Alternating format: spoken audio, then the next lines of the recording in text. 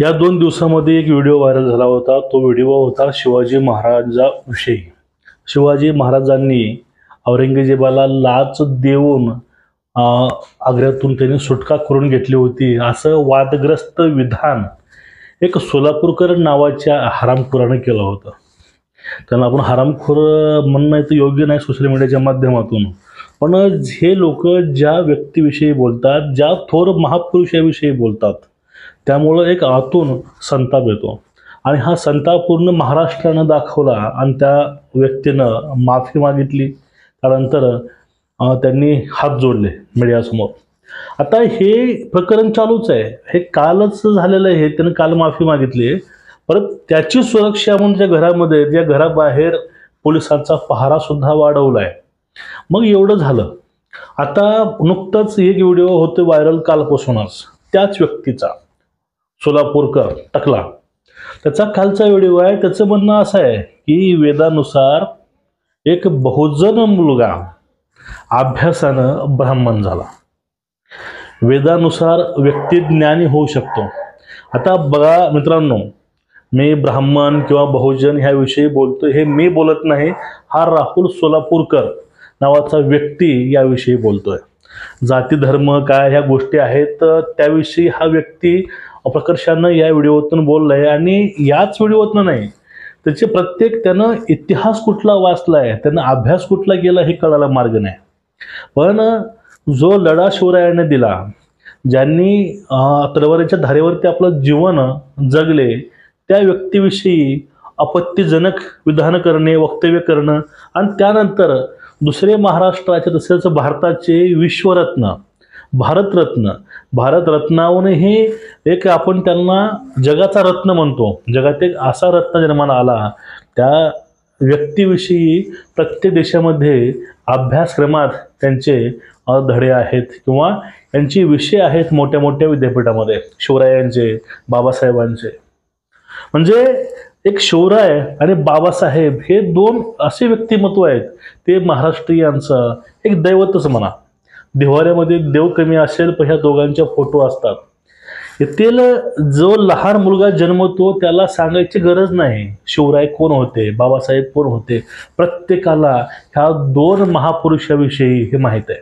आता माझी मावशी ही, मामा ही, आत्या ही, आपण त्यांना सांगतो, पण ह्या दोन महापुरुषाविषयी कुणाला काही सांगायची गरज नाही. तोंडातून आपोआप फोटो बघितल्या नाव येतं, ते बाबासाहेब आहेत आणि ते शिवराय आहेत. आपण त्यांना कधी कधी आपला बाप समजून आपण त्यांना आरोतर हे बोलतो, तो माझा राजा, तो माझा बाबासाहेब. आपण त्यावेळेस त्यांना एकेरी बोलतो. काय बोलतो? कारण आपण त्यांना खूप आपल्या जवळचं मानतो. आपल्यापासून त्या व्यक्तीला आपण कधी वेगळं मानतच नाही, म्हणून त्याला आपण प्रेमानं, हक्कानं ती भाषा वापरतो.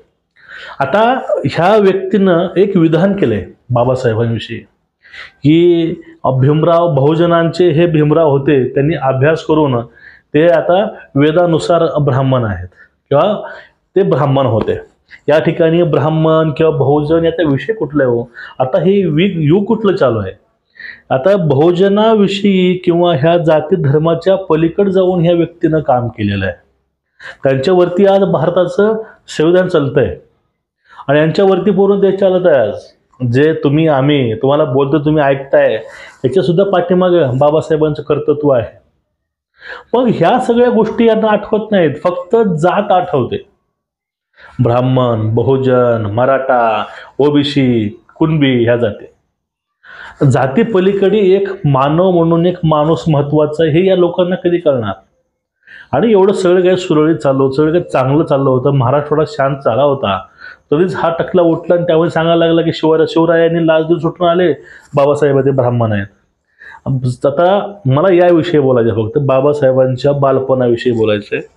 आता बाबासाहेबांच्या वयामध्ये ज्यावेळेस ते लहान होते त्यावेळेस बाबासाहेबांना हे शिक्षण प्राप्त करण्यासाठी किती यातना सहन केल्या आहेत, किती त्रास सहन केला आहे. आपण रीडिंग लावतो, आपण लाईट लावून अभ्यास करतो, अभ्यासाला कॅम्प्युटर आहेत, टॅब आहेत, मोबाईल आहेत, क्लासेस आहेत, ऑनलाईन बॅचेस आहेत, पण त्या व्यक्तीनं रस्त्याला बसून, रस्त्याच्या दिव्याखाली बसून त्याने अभ्यास केलेला आहे. असा एक महान कर्तृत्ववान व्यक्ती. आणि बॅरिस्टर, बघा मित्रांनो, बॅरिस्टर म्हणजे काय? जो व्यक्ती परदेशातून वकिली पदवी घेऊन येतो तो बॅरिस्टर असतो. बाबासाहेबांनी बॅरिस्टर ही पदवी घेतली त्या काळामध्ये. आज आपल्याला ती पदवी काय माहिती सुद्धा नाही, पण त्यावेळी बाबासाहेबांनी ती पदवी घेतली होती. आणि आपल्याला जो आपला ग्रंथ आहे, भारताचा ग्रंथ म्हणतो आपण त्याला, त्यापुढे प्रत्येक व्यक्ती नतमस्तक होतो. प्रत्येक धर्माचा, प्रत्येक जातीचा, प्रत्येक पंथाचा, प्रत्येक जमातीचा. ते संविधान, त्यावरती आज आपला भारत देश चालतो पूर्ण. ते अमूल्य असं संविधान बाबासाहेबांनी दिलेलं आहे. त्यामध्ये प्रत्येक ओळीमध्ये, प्रत्येक गोष्टीमध्ये शिवरायांचे विचार बाबासाहेबाच्या माध्यमातून आलेले आहेत. कारण बाबासाहेबांनी त्यावेळेस सांगितलं होतं की शिवरायांचं स्वराज्य डोळ्यासमोर ठेवून मी संविधान लिहिलं. हे असे 2 रत्न, हे 2 महारत्न, हे 2 विश्वरत्न हे आपल्या महाराष्ट्राला मिळाले. हे महाराष्ट्राचं भाग्य आहे. आपण यांच्या फोटो धुवून यांचं पाणी 2 टाइम पिलं पाहिजे. पण आपण त्याच व्यक्तीविषयी, आपण त्याच थोर पुरुषाविषयी अशा गोष्टी बोलतो. याचा किती तिरस्कार करावा, किती द्वेष करावा हे कमी आहे. आणि अशा लोकांना खरंच रस्त्यावर सुद्धा सोडवून लागतं. ह्या लोकांना कुठेतरी पागलखान्यामध्ये टाकलं पाहिजे. कारण अशा लोकांमुळं समाजामध्ये जे दुरी आहे, दुरी वाढते, त्यातून दरी बनते. आणि यातूनच जे काही जातीय द्वेष असेल ते उद्भवतो. याला हे सुद्धा लोक कारणीभूत आहेत. तुम्ही हा व्हिडिओ बघून घ्या, तुम्हाला कळून जाईल की हा व्यक्ती नेमकं काय बोललाय तो. रामजी सकपाळ नावाच्या एका बहुजनाच्या घरात जन्माला आलेला एक भीमराव, की जो आंबावडेकर नावाच्या गुरुजींकडनं दत्तक घेतला जातो आणि त्यांचंच नाव घेऊन नंतर भीमराव आंबेडकर म्हणून मोठा होतो. त्यांनी प्रचंड अभ्यास केल्यामुळे वेदांमध्ये जसं म्हणलेलं आहे, स ब्रह्म जानयती इति ब्राह्मणः, म्हणजे अभ्यास करून सगळं तो मोठं झालेला आहे. तसं त्या अर्थाने भीमराव आंबेडकर ब्राह्मण ठरतात वेदांमध्ये. बघा, असे व्हिडिओ बघितले ना थोडंसं माइंड पण डिस्टर्ब होत आहे. कारण आता एवढं जग पुढे गेलेलं आहे. शतक 21 आहे, पूर्ण आधुनिक शतक आहे, आधुनिक जग चाललं आहे. पण यामध्ये सुद्धा काही असे लोकांचे विचार असतील, ते विचार आत्ता असे असतील तर त्यावेळेस कसे असतील. आणि त्यावेळेस बाबासाहेबांनी, शिवरायांनी, फुलेंनी, शाहूंनी, अण्णाभाऊ साठेंनी, ह्या सर्वांनी ह्या लोकांना फेस कसं केलं असेल, हा सगळ्यात मोठा मुद्दा या ठिकाणी मित्रांनो. त्या काळामध्ये ह्या सर्व बांडगुळांना ह्या नेत्यांनी किंवा ह्या ज्या थोर पुरुषांनी सहन कसं केलं असेल. आता फक्त आपल्याला ऐकून सहन होत नाही, मनाचा संताप होतो. याची जीभ कशी रेटली गेली हे अशा गोष्टी बोलण्यापासून. म्हणजे ब्राह्मण आणि बहुजन यामध्ये त्यांनी डायरेक्ट दाखवून दिलेलं आहे, बहुजन ब्राह्मण.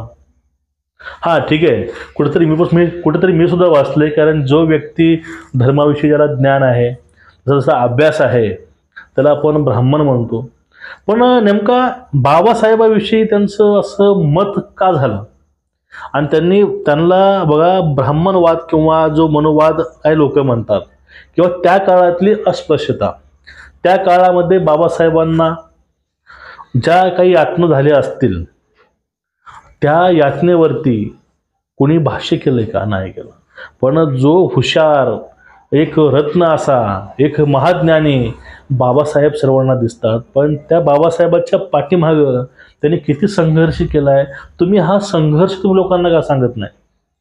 तुम्ही संघर्ष सांगताय तो कसा, की शिवरायांनी लाच देऊन त्यांनी आग्र्यावरनं सुटका केली. पण तुम्ही लेकरांना त्यावेळेस हे का सांगत नाही की पूर्ण भारतामध्ये लोकांचं राज्य होतं ते औरंगजेब, ते राजाकडनं लाच घेतील का? तुम्ही हे नाही सांगत. बाबासाहेबांना एवढा अभ्यास करून, एवढा तिरस्कार, एवढा विरोध सहन करून त्यांनी आपली राज्यघटना लिहिली आणि त्यांना भारतरत्न मिळाला. तुम्ही हे सांगत नाही. तुम्ही सांगताय काय की ते बहुजन होते, ते पुन्हा ब्राह्मण झाले, तेही एकेरी भाषेमध्ये. त्या माणसांना आम्ही उठल्या त्यांचा चेहरा बघून दिवस सुरुवात करतो, त्यांचे फोटो बघून, त्याचा आशीर्वाद घेऊन.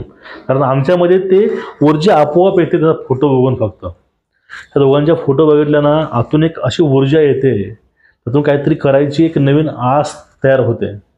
आणि त्याविषयी तुमचं असं वक्तव्य असेल तर याचा तिरस्कार आम्ही नक्कीच करतोय. तुम्ही माफी तर मागाच, पण यानंतर तुम्हाला ज्या गोष्टी माहिती नाही त्याविषयी तुम्ही ह्या गोष्टी बोलून परत लोकांमध्ये गैरसमज निर्माण करू नका आणि सामाजिक तेढ वाढवू नका. एवढंच आहे फक्त. तर व्हिडिओ शेअर करा. नमस्कार.